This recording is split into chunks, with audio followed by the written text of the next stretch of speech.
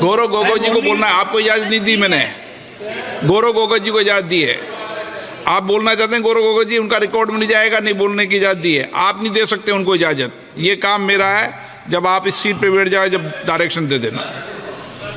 आपका हक है, इसलिए तो हम बोल रहे हैं कि आप एलओपी को सुनिए, आपका ही हक है, आपका ही, आप ही संरक्षक है इस परंपरा की, और इस महान परंपरा की जो आप संवाद की बात करते हैं, जो शब्द की बात आप उच्चारण बार बार करते हैं, उस संवाद के का ही हम आपसे आग्रह कर रहे हैं कि एलओपी को बोलने दीजिए। बैंकिंग में बोलिए, आप ही की बात आपको हम सुना रहे हैं। बैंकिंग में बोलना है आपको, आपके ही बात हम बोल रहे हैं सर। बैंकिंग में बोलना आपका ही हक है, और आपने अभी अनुमति दिया, उसके लिए मैं आपका शुक्रिया अदा करता हूं। जैसे कि आदरणीय वित्त मंत्री ने कहा कि ये बैंकिंग का जो ये बिल है, ये बैंकिंग गवर्नेंस और इन्वेस्टर प्रोटेक्शन के संदर्भ में लाया गया है, और ये कुछ अहम एक्ट की संशोधन करता है।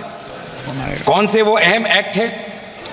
Reserve bank of India act 1934, banking regulation act 1945, state bank of India act 1955, banking companies act 1970। Sir, मैं ये कानूनों का उच्चारण इसलिए कर रहा हूं क्योंकि जब मैं बाद में इन कानूनों का जिक्र करूंगा तो ये मुझे कहा ना जाए कि मैं विषय के बाहर चला गया।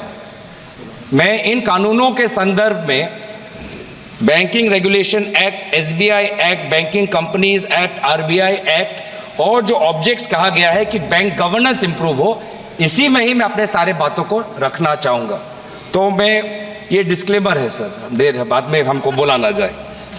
तो सर, जैसे कि आदरणीय मंत्री महोदया ने कहा कि ये कुछ बिल संशोधन लाना चाहती है, वो क्या है कि increasing the threshold for share holding of beneficial interest by an individual, nomination, increasing that to 4%, including provisions for simultaneous and successive nominations, e-services for depositors and their nominees, particularly regarding deposits, articles in safe custody, safety lockers, and to provide for the transfer of unclaimed dividends, share and interest and redemption of bonds to the Investor Education and Protection Fund. आदरणीय अध्यक्ष महोदय, यहाँ तक तो सब ठीक है। चाहे वो फोर्टनाइट का कैश रिजर्व लाना चाहते हैं, डायरेक्टर्स की टेन्योर में थोड़ा सुधार लाना चाहते हैं, प्रोहिबिशन ऑफ कॉमन डायरेक्टर्स लाना चाहते हैं, सब्सटैंशियल इंटरेस्ट बढ़ाना चाहते हैं, यहाँ तक तो ठीक है सर। लेकिन सर, ये सारा जो बैंकिंग सिस्टम है वर्तमान के देश के आर्थिक जो हमारी स्थिति है उसके साथ जुड़ा हुआ है, और इस आर्थिक स्थिति में जो आज हम हैं उसकी क्रोनोलॉजी पहले हमें समझनी पड़ेगी। क्योंकि ये बैंकिंग कानूनों को अगर हम सिर्फ आइसोलेशन में देखें तो कहीं ना कहीं आज 4-5 दिन के बाद सदन में दोबारा चर्चा हो रही है, पूरा देश देख रहा है, आपको भी देख रहा है, हमें भी देख रहा है। तो देश चाहता है कि सारे जो मूल मुद्दे हैं उन मूल मुद्दों का उच्चारण हो, विचार हो, विमर्श हो, सत्ता पक्ष अपनी बात रखे, विपक्ष अपनी बात रखे।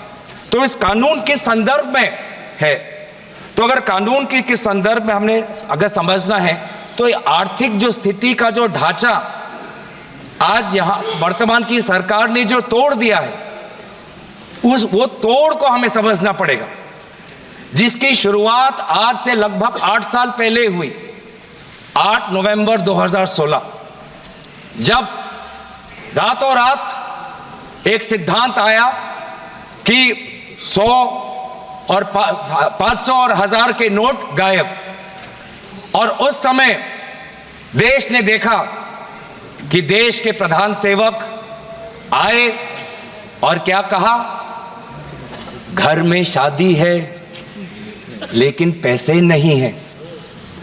मजाक उड़ाया उन्होंने, मजाक उड़ाया उन आंसुओं का जिनके रातों रात जिन्होंने जितना पैसा उन्होंने जमा करके रखा था, बैंक में जो जमा करके रखा था, बैंक से निकाल के जो रखा था, वो 500 गायब, वो 1000 गायब। और मोदी जी ऐसे ऐसे दिखा रहे हमें, शादी है घर में पैसे नहीं, ऐसे ऐसे दिखा रहे। अभी 2024 में मंगलसूत्र की बात की ना, कि 2024 के चुनाव के प्रचार में मंगलसूत्र की बात की। क्या आपको पता है कि उस समय आपके इस कानून के कारण, नोटबंदी के कानून के कारण, कितने महिलाओं ने अपना मंगलसूत्र गिरवी रख दिया ताकि वो अपनी बच्ची का शादी कर पाए? तब आप याद नहीं आई? 8 साल हो गए, 8 साल हो गए, क्या हासिल किया मुझे बताएं, क्या हासिल किया मुझे बताएं, मुझे बताएं कि आज आपने कहा अलग अलग समय पे अलग अलग तर्क, अलग अलग समय पे अलग अलग तर्क। पहले तर्क आया कि इससे कानूनी स्थिति अच्छी होगी, जम्मू कश्मीर में लॉ एंड ऑर्डर में सुधार आएगा। आज देखिए जम्मू कश्मीर में क्या लॉ एंड ऑर्डर में सुधार आया? पूछिए, पूछिए उन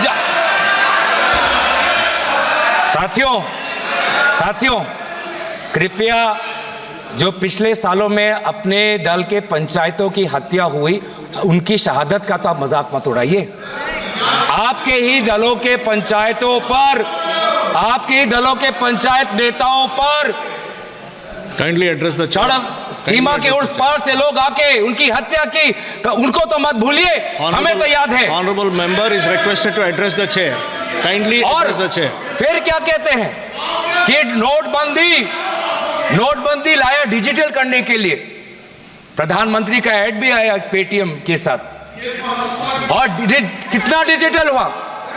8 साल में कितना डिजिटल हुआ? 2016 में आरबीआई का डेटा पढ़ देता हूं मैं, आरबीआई का डेटा पढ़ देता हूं। आरबीआई खुद कहता है कि 2022-23 में जितना cash percentage of GDP public के साथ है, वो 2015-16 से कई ज्यादा है। मतलब जितना कैश लोगों के पास 2015 में था डिमोनेटाइजेशन से पहले, उससे बहुत ज्यादा कैश आज लोगों के हाथ में है, लगभग जीडीपी का 12%। तो कोई डिजिटल नहीं हुआ, लोग आज भी कैश पर निर्भर है, लोग आज भी कैश पर निर्भर है। কংগ্রেস সাংসদ গৌরব গগৈ সংসদ অধিবেশন চলাকালীন সরকারের কঠোর আলোচনা শুরু করেছিলেন।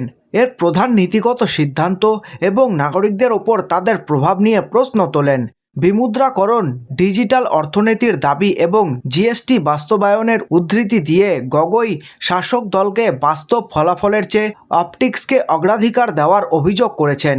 4 নভেম্বর 2016-এ বিমুদ্রাকরণ ঘোষণার কথা উল্লেখ করে গগৈ বলেছিলেন, আজ থেকে কমপক্ষে 4 বছর আগে রাতে যখন ঘোষণা হয়েছিল আজ থেকে 500 আর 1000 টাকার নোট বন্ধ, সেই সময় সাধারণ মানুষ কতটা সমস্যায় পড়েছিল। নগদ সংকটের সময় বিবাহের তহবিল দেওয়ার জন্য মঙ্গলসূত্রের মতো ব্যক্তিগত জিনিসপত্র বন্ধক রাখতে হতো। এমন সাধারণ মানুষের সংগ্রামকে তুচ্ছ করার জন্য তিনি সরকারকে অভিযুক্ত করেছিলেন। তিনি আরও বলেন, 2024 সালে নির্বাচনী প্রচারের সময় বিমুদ্রাকরণের প্রভাব উল্লেখ করে বলেছিলেন, 2024 সালে আপনি মঙ্গলসূত্রের কথা বলছেন। আপনি কি জানেন যে বিমুদ্রাকরণের সময় অনেক মহিলাকে তাদের মঙ্গলসূত্রগুলিকে বন্ধক রাখতে হয়েছিল যাতে তারা তাদের মেয়েদের বিয়ে করাতে পারে। 8 বছর পার হয়ে গেল, আর কি অর্জন হলো আমাদের বলুন।